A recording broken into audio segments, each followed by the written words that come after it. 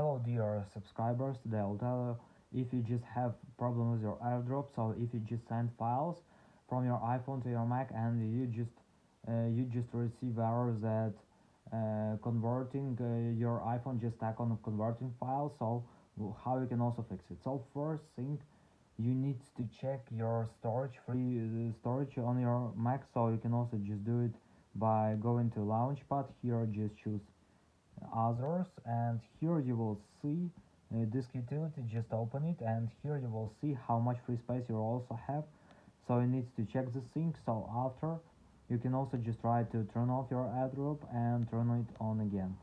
Also, if you just send here, you can see that you need to choose everyone in AirDrop option. So also you could try to connect your iPhone with USB to your with USB cable to your Mac.